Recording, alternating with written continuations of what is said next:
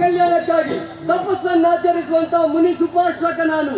ಒಮ್ಮೆ ನಮ್ಮೆಲೆ ನನ್ನ ತಪಸ್ಸಿಗೆ ವಿಘ್ನ ಯಾರಿಂದ ಎಂಬುದಾಗಿ ದಿವ್ಯ ದೃಷ್ಟಿಯಲ್ಲಿ ನೋಡಿದೆ ಅಂತಂದ್ರೆ ದಿತಿಸುತೆಯಾದಂತಹ ಮಾಲಿನಿ ವೀರಪುತ್ರನನ್ನು ಪಡೆಯುವ ಉದ್ದೇಶದಿಂದ ಮಹಿಷಿ ರೂಪವನ್ನಂತೂ ತಪಸ್ಸನ್ನಾಚರಿಸುತ್ತಾ ಇದ್ದಾಳೆ. ಇವಳು ಈ ರೀತಿ ತಪಸ್ಸನ್ನಾಚರಿಸಿದ್ರೆ ಹೇಗಾಯ್ತು ಬಂದಿರ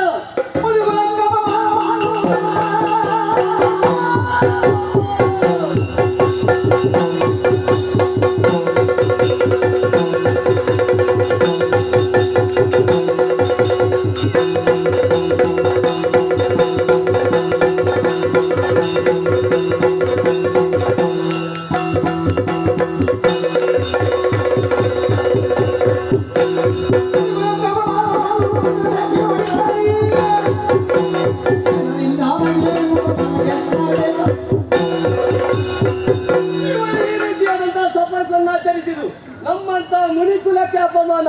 ಇವಳು ಹೀಗೆ ಮಾಡಿದಂತ ಕೃತ್ಯಕ್ಕೆ ನಾವೇನು ಮಾಡ್ತೇನೆ ಬಲ್ಲಿರ. ಇವಳ ಹೃದಯದಲ್ಲಿ ಹುಟ್ಟುವಂತಹ ಮಗು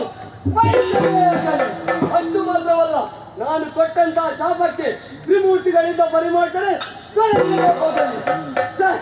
ಇನ್ನೊಂದು ನಿಂತರೆ ಆಗುದಿಲ್ಲ, ಬೇಸರ ಅಂತ ನಡೆಯುತ್ತದೆ.